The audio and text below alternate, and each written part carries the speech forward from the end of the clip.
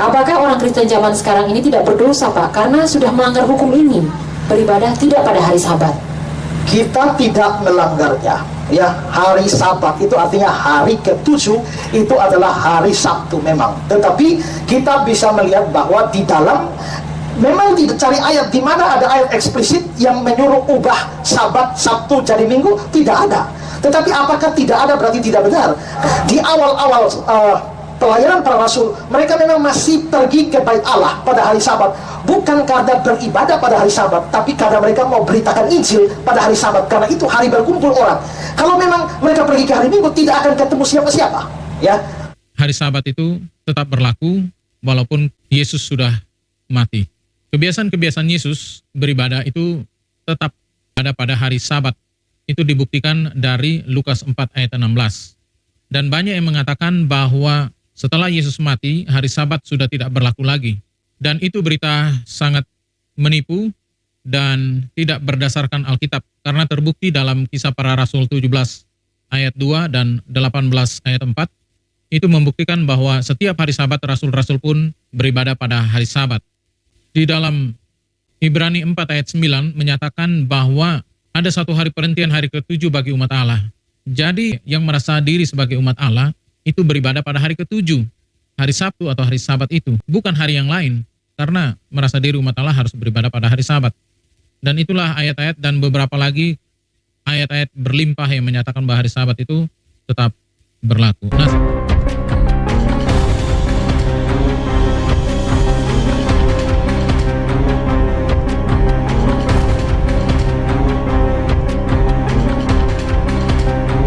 Assalamualaikum warahmatullahi wabarakatuh. Sahabat beriman, berjumpa kembali di Bintang Mu'alaf Channel. Mudah-mudahan kita semua selalu sehat walafiat di dalam lindungan Allah Subhanahu wa ta'ala. Salam satu Tuhan, Allahu Akbar. Sahabat, masih kita tampilkan sebuah statement dari Pendeta Esra Soru yang menjawab pertanyaan dari jemaatnya tentang ibadah Sabat kenapa berubah menjadi ibadah Minggu. Jika kita bertanya ya, ataupun jemaat gereja bertanya kepada para pendeta, umat Kristen beribadat pada hari Minggu, adakah tuntunannya dari Alkitab? Adakah dalil yang menyuruh untuk beribadah pada hari Minggu yang berupa ucapan atau perintah dari Yesus? Nah, saya jamin semua pendeta tidak akan mampu menunjukkan ayat tersebut, karena memang tidak ada ajaran untuk beribadat Minggu ke gereja, itu tidak ada tertulis di dalam Bible mereka. Justru yang ada ibadah mereka itu seperti halnya yang dilakukan oleh Yesus dan para rasul, itu dilakukan pada hari Sabat atau hari Sabtu. Nah teman-teman, kita akan simak bagaimanakah jawaban dari Pendeta Esra Soru dengan pertanyaan dari jemaatnya, kenapa ibadah Sabat berubah Minggu. Dan lalu kita akan tampilkan juga sebuah statement dan tanggapan serupa tentang topik hari Sabat kenapa berubah menjadi hari Minggu.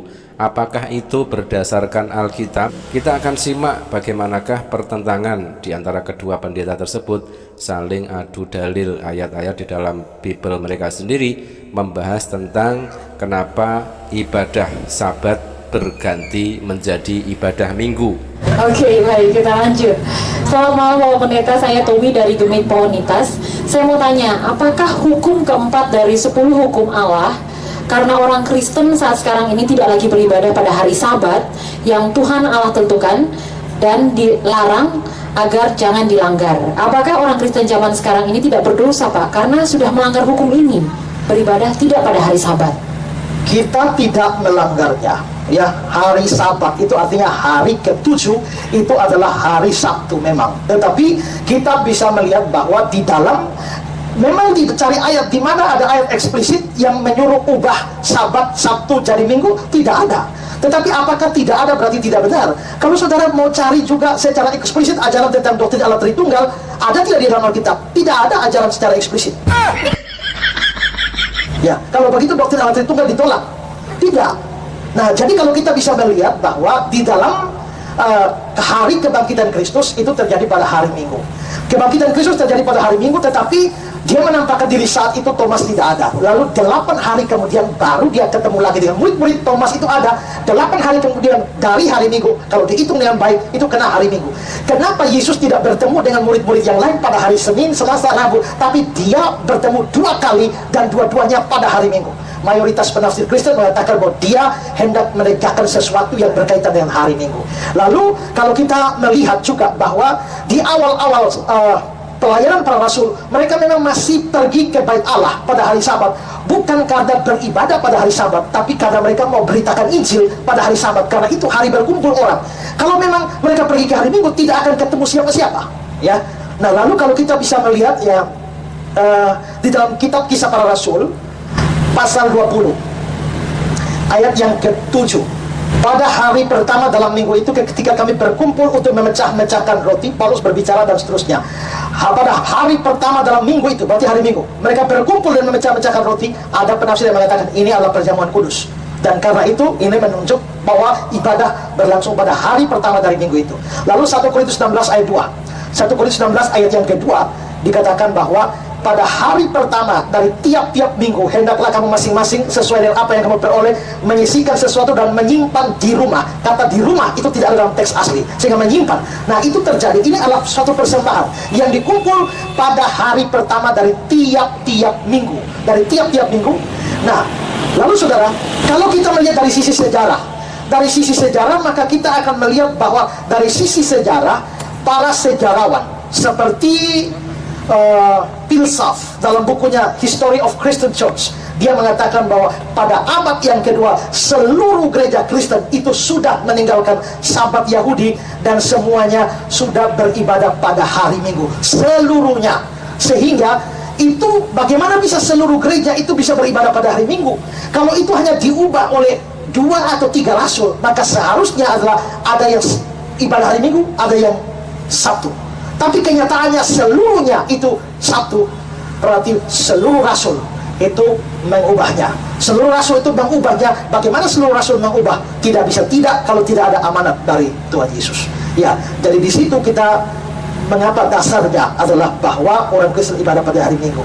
Dan menurut saya, seandainya seluruh gereja mulai dari abad 2 sampai sekarang salah, mestinya ibadah Sabtu. Kita semua sudah ibadah hari Minggu. Seandainya kita salah, berarti kita berdosa. Tapi kita sudah beriman pada Kristus. Apakah dosa karena kita tidak mengerti dan kita beribadah pada hari Minggu dan bukan Sabtu? Apakah dosa itu bisa diampuni atau tidak? Kalau kita beriman pada Yesus, diampuni. Dan kalau kita diampuni, kita tetap selamat. Berikan sorak-sorai buat Yesus yang dahsyat luar biasa. Haleluya. Teman-teman, memang sangat cocok sekali ya slogan dari teman-teman semua yang mengatakan bahwa nggak ada pendeta Ezra Soru nggak seru. Ya, memang seperti inilah realitanya. Pendeta Ezra Soru mengakui bahwa ibadah Sabat berubah ke hari Minggu itu tidak ada tertulis di dalam Bible, sebagaimana doktrin Tritunggal atau Trinitas yang juga tidak ada tertulis di dalam Bible. Tetapi demi untuk melakukan sebuah pembenaran ya, yang mana hal itu adalah menyelisihi dan mengingkari ajaran Yesus, tetap saja dicarikan ayatnya untuk cocokmologi oleh pendeta Ezra Soru. Sangat jelas sekali Yesus beribadah pada hari Sabat, bukan Minggu. Itu jelas ayatnya tertulis di dalam Bible. Tetapi seperti itulah ya yang dilakukan oleh pendeta Ezra Soru dan juga para pendeta-pendeta lainnya, semakin jelas memproklamirkan bahwa para pendeta dan jemaatnya mengingkari apa yang telah diajarkan oleh Yesus. Teman-teman, ibadah di gereja hari Minggu, adakah perintahnya? Mungkin kesannya pertanyaan ini adalah pertanyaan yang remeh, tetapi coba mari kita kupas.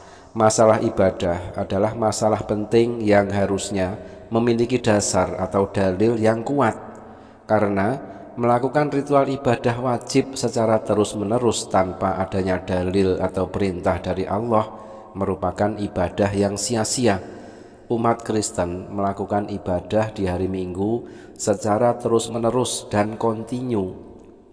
Bahkan kita mengenal hari Minggu atau Sunday adalah hari ibadah umat Kristen. apakah yang mereka lakukan selama ini benar-benar punya dalil atau dasar yang kuat dari Bible mereka, ataukah itu hanya berasal dari perintah manusia atau pendapat para pemuka agama mereka, kemudian lalu mewajibkan kepada para pengikutnya untuk melakukannya. Nah, kalau hal seperti itu yang terjadi kemudian diikuti oleh para pengikutnya atau para jemaatnya, maka hal itu berarti yang mereka ikuti, yang mereka amalkan adalah ajaran manusia, bukan ajaran Allah. Sebenarnya jika kita benar-benar mengikuti Bible, maka pada hari peribadatan itu ialah hari Sabat atau Sabtu, bukan Minggu.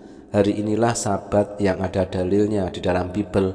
Bahkan perintah untuk memelihara, menjaga, dan mengkuduskannya jelas sekali ada tertulis di dalam Bible itu sendiri.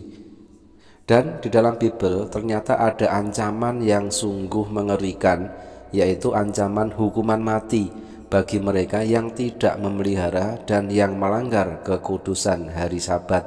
Nah teman-teman, kita akan tampilkan statement dari seorang pendeta yang lain yang mana tetap berpegang teguh kepada ibadah Sabat, mengatakan bahwa ibadah Sabat itu bukan minggu, disertai dengan dalil-dalil ayat juga dan juga referensi dan literasi dari buku-buku yang bisa dipercaya di dalam kekristenan yang notabene adalah karangan dari pakar-pakar teologi atau pakar-pakar kekristenan sendiri.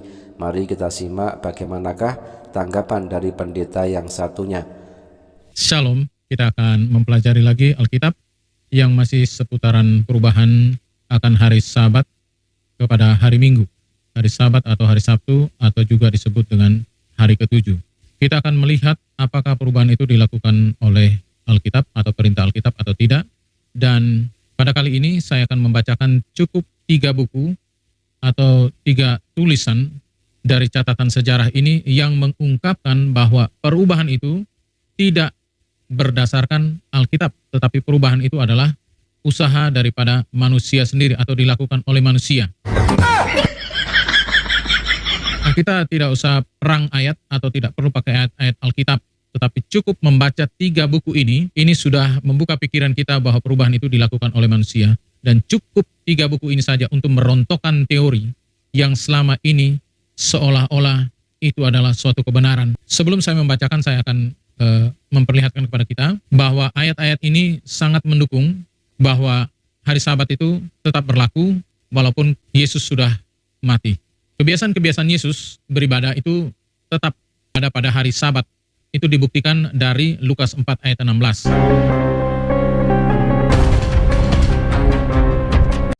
Dan banyak yang mengatakan bahwa setelah Yesus mati, hari Sabat sudah tidak berlaku lagi. Dan itu berita sangat menipu dan tidak berdasarkan Alkitab. Karena terbukti dalam Kisah Para Rasul 17 ayat 2 dan 18 ayat 4, itu membuktikan bahwa setiap hari Sabat Rasul-Rasul pun beribadah pada hari Sabat.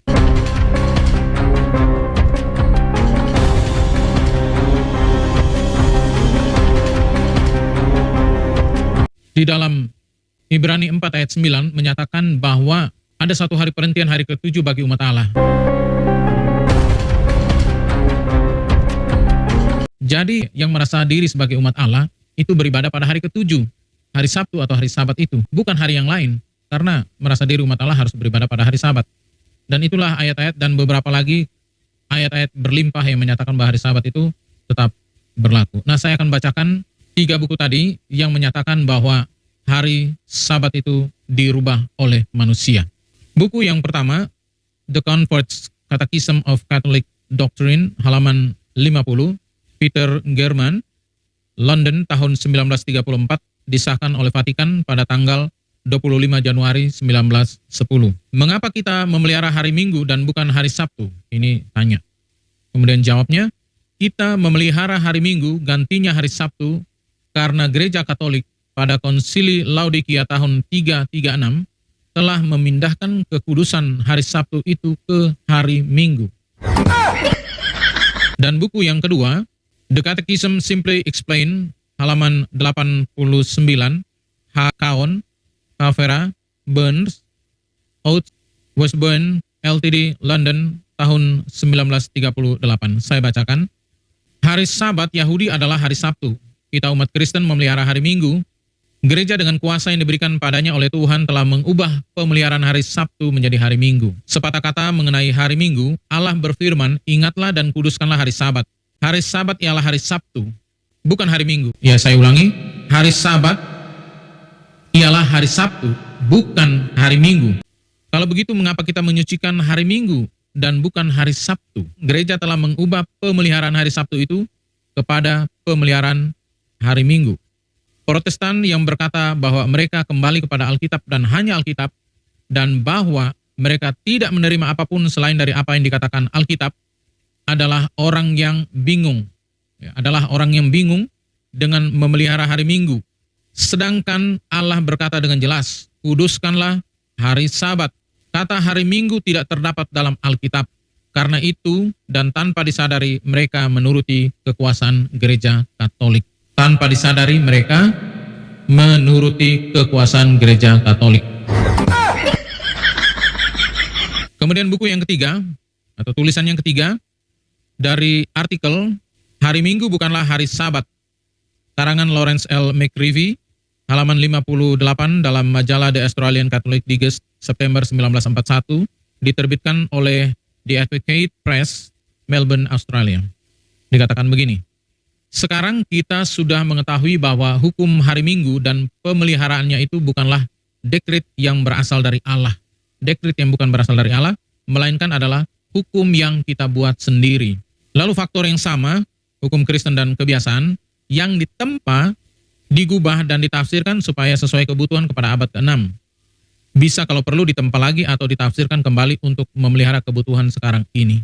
Jadi kita lihat dari 3 buku atau 3 tulisan, 3 literatur ini dengan jelas menjelaskan bahwa pertama, perubahan hari Sabat itu dilakukan oleh manusia. Yang kedua, hari Sabat itu bukan hari Minggu, tetapi hari Sabtu. Yang ketiga, bahwa gereja Protestan berkata bahwa mereka kembali kepada Alkitab dan hanya Alkitab, dan hanya mereka tidak menerima apapun selain dari apa yang dikatakan Alkitab adalah orang yang bingung. Nah, inilah kita tidak usah perang dari ayat-ayat Alkitab, tetapi kita lihat cukup 3 buku ini saja merontokkan teori-teori yang menyatakan bahwa perubahan hari Sabat atau merayakan hari kebaktian itu ke hari Minggu adalah sesuai dengan Alkitab, dan itu sangat menipu. Bahkan ada yang mengatakan bahwa hari Minggu itu hari ke-8. Dari mana ceritanya hari Minggu hari ke-8? Itu penipuan yang paling canggih. Baik, itu saja dari saya. Terima kasih. Tuhan Yesus memberkati. Shalom. Ya teman-teman, setelah kita mendengar penjelasan dari pendeta yang satu ini, kita bisa melihat adanya pertentangan antara pendapat dari pendeta Ezra Soru yang berupa cocokmologi berbanding terbalik dengan apa yang dikemukakan oleh pendeta ini, disertai dengan dasar dari ayat Bible sendiri yang menyatakan bahwa hari Sabat itu bukan hari Minggu. Intinya di situ. Ditambah pula dengan tulisan-tulisan atau literasi yang berupa artikel karangan dari pakar-pakar kekristenan sendiri yang menyatakan bahwa ternyata Sabat bukan Minggu. Nah teman-teman, kembali kepada Bible ya, kepunyaan pendeta Ezra Soru. Ternyata di dalam Bible itu ada ancaman yang sungguh-sungguh sangat mengerikan, yaitu ancaman hukuman mati bagi mereka yang tidak memelihara dan yang melanggar kekudusan hari Sabat. Kita akan tampilkan ayatnya di dalam Keluaran 31 nomor 12 sampai 14. Berfirmanlah Tuhan kepada Musa, katakanlah kepada orang Israel, demikian akan tetapi hari-hari Sabatku harus kamu pelihara, sebab itulah peringatan antara aku dan kamu turun-temurun, sehingga kamu mengetahui bahwa akulah Tuhan yang menguduskan kamu. Haruslah kamu pelihara hari Sabat, sebab itulah hari kudus bagimu. Siapa yang melanggar kekudusan hari Sabat itu, pastilah ia dihukum mati. Sebab setiap orang yang melakukan pekerjaan pada hari itu, orang itu harus dilenyapkan dari antara bangsanya. Tertulis di dalam Keluaran 31 nomor 12 sampai 14. Yang lebih menarik lagi, yaitu ternyata Yesus seumur hidupnya tidak pernah mengkuduskan hari Minggu. Seumur hidupnya, Yesus selalu mengkuduskan hari Sabat dan setiap mengajar selalu pada hari Sabat. Yesus tidak pernah satu kali pun menganjurkan untuk beribadah atau mengkuduskan hari Minggu. Coba kita perhatikan, hari apa yang Yesus kuduskan di dalam Bible? Apakah hari Sabtu ataukah hari Minggu? Lukas 4 nomor 16, ia datang ke Nazaret, tempat ia dibesarkan, dan menurut kebiasaannya pada hari Sabat atau Sabtu, ia masuk ke rumah ibadat, lalu berdiri hendak membaca dari Alkitab. Markus 1 nomor 21, mereka tiba di Kapernaum setelah hari Sabat mulai. Yesus segera masuk ke dalam rumah ibadat dan mengajar. Markus 6 nomor 2, pada hari Sabat ia mulai mengajar di rumah ibadat dan jemaat yang besar takjub ketika mendengar dia, dan mereka berkata, dari mana diperolehnya semuanya itu? Hikmat apa pulakah yang diberikan kepadanya? Dan mukjizat-mukjizat yang demikian bagaimanakah dapat diadakan oleh tangannya? Lukas 4 nomor 16, ia dalam kurung Yesus datang ke Nazaret, tempat ia dibesarkan, dan menurut kebiasaannya pada hari Sabat ia masuk ke rumah ibadat lalu berdiri hendak membaca dari Alkitab. Lukas 4 nomor 31, kemudian Yesus pergi ke Kapernaum, sebuah kota di Galilea, lalu mengajar di situ pada hari-hari Sabat. Lukas 6 nomor 6, pada suatu hari Sabat lain Yesus masuk ke rumah ibadat lalu mengajar. Di situ ada seorang yang mati tangan kanannya. Lukas 13 nomor 10, pada suatu kali Yesus sedang mengajar dalam salah satu rumah ibadat pada hari Sabat. Nah, teman-teman, masih banyak ayat-ayat yang lainnya di mana Yesus memelihara dan mengkuduskan hari Sabat, bukan hari Minggu. Dari 7 ayat tersebut saja sudah lebih dari cukup untuk memberikan bukti-bukti bahwa sesungguhnya menurut Bible, kepunyaan Pendeta Ezra Soru, hari yang diperintahkan untuk diibadati, dipelihara, dan dikuduskan adalah hari Sabat atau hari Sabtu, bukan Minggu. Nah, lalu mengapa Pendeta Ezra Soru dan umat Kristen di dunia saat ini melakukan ibadat di hari Minggu? Ternyata hari Minggu dikuduskan karena menurut pendapat pemuka agama mereka, hari itu Yesus bangkit dari kuburnya. Oke sahabat, terima kasih. Mudah-mudahan bermanfaat. Jazakumullah khairan kasiron. Wassalamualaikum warahmatullahi wabarakatuh.